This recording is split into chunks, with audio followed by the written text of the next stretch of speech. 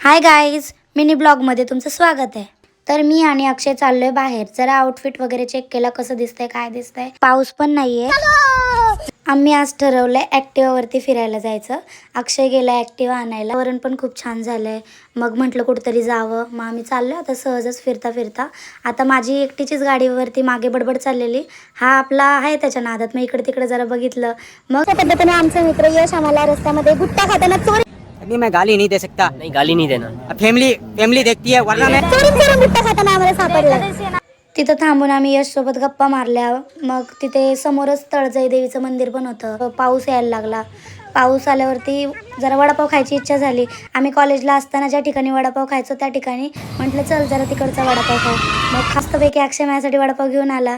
छान वाटलं, पावसात वडापाव खायला मज्जाच येते तशी पण। मग आम्ही रिटर्न घरी आलो। बाय गाईज, भेटू नेक्स्ट व्हिडिओमध्ये।